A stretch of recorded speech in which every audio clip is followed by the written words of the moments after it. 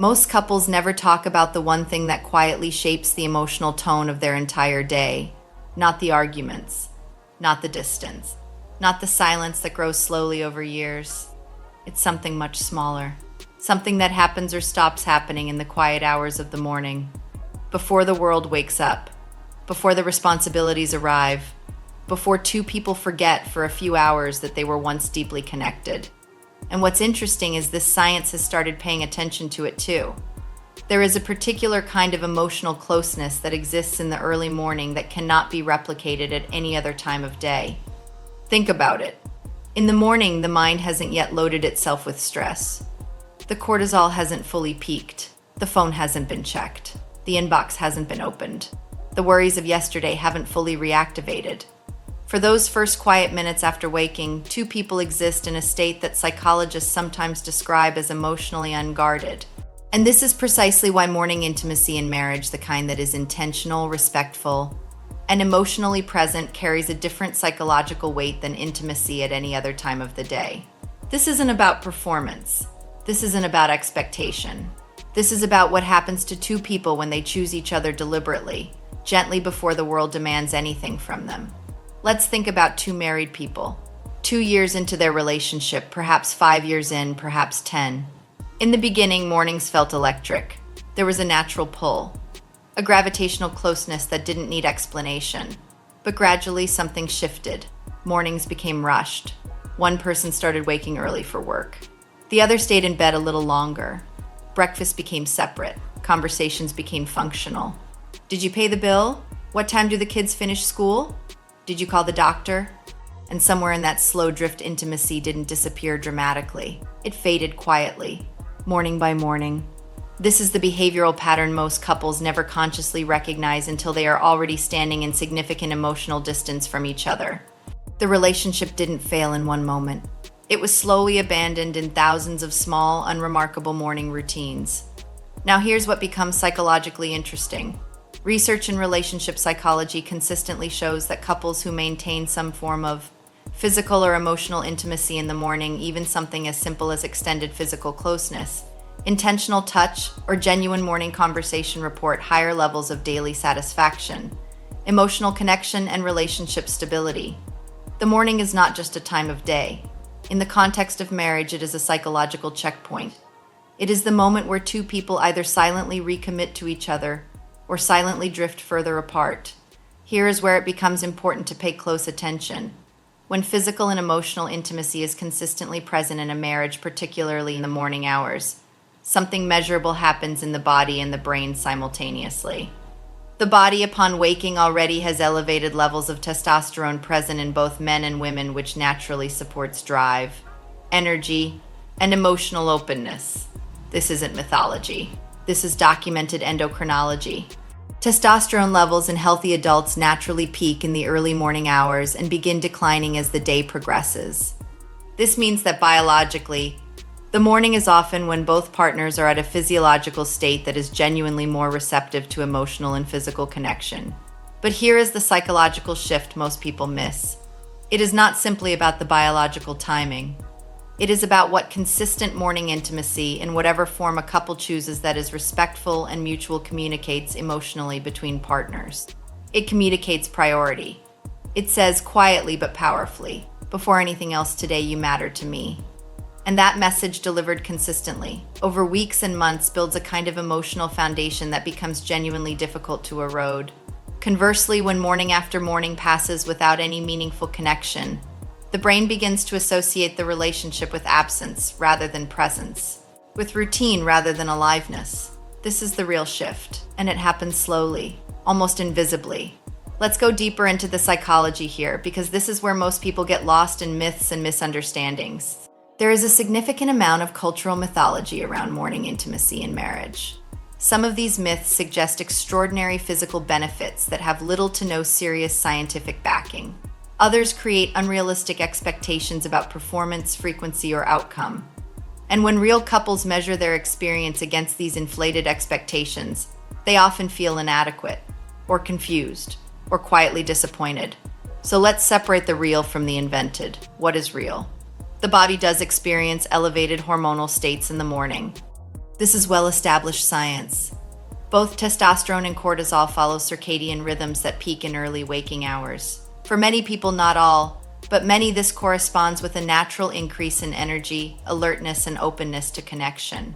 Physical intimacy between married partners, regardless of time of day, has documented associations with the release of oxytocin, sometimes called the bonding hormone.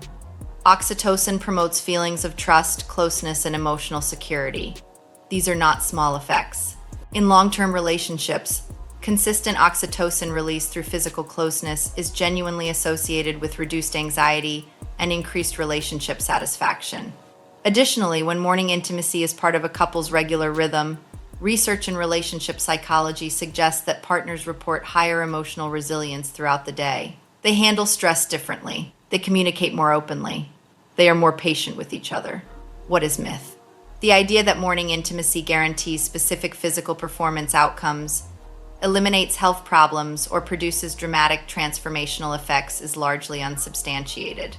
The human body is complex.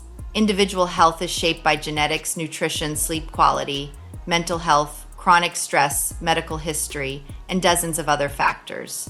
No single behavior, regardless of when it occurs, operates in isolation from the rest of a person's life.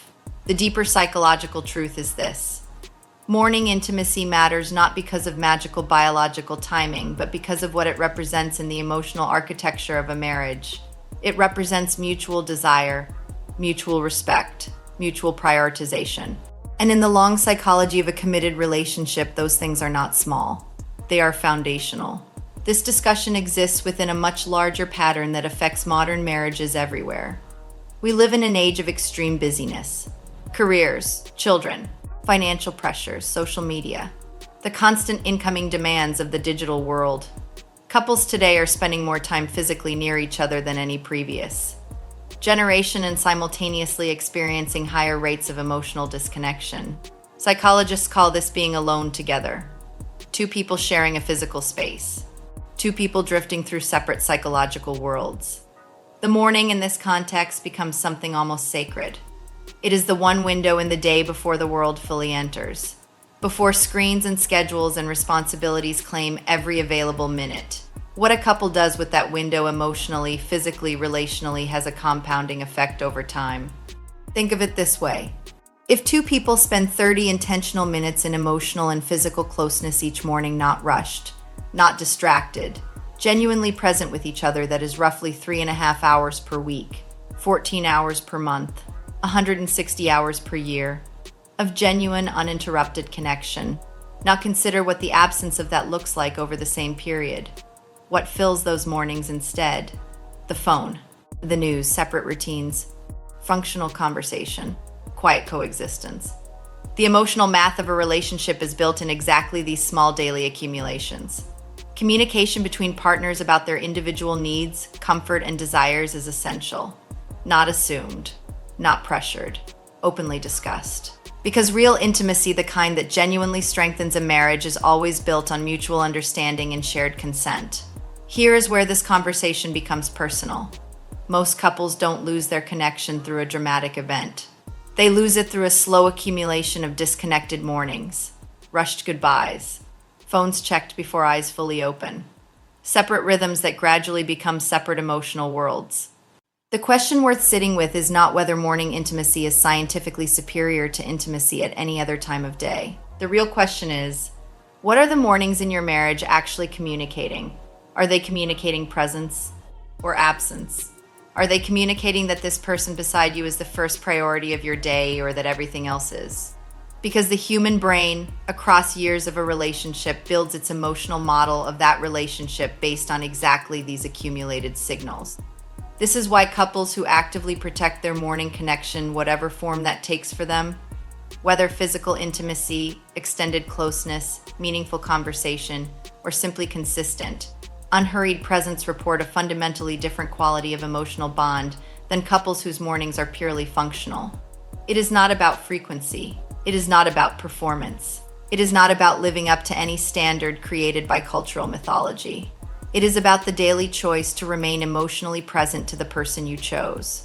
And that choice made quietly, consistently, in the early hours before the world fully wakes is one of the most powerful investments two people can make in the long health of their marriage.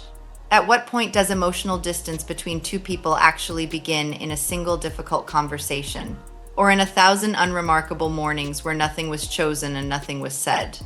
And if the mornings in a marriage are truly a psychological reflection of how two people feel about each other, what are your mornings saying right now? The most overlooked truth about long-term relationships is this: love is not an emotion that simply exists or disappears.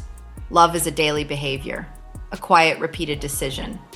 It happens in small moments that feel insignificant until, looking back, you realize they were everything. The morning is just a window. What matters is what two people choose to do with it, not for the mythology, not for the performance, but for the person beside them who, in the soft, unguarded quiet of early morning, is simply asking, without words, to be chosen first.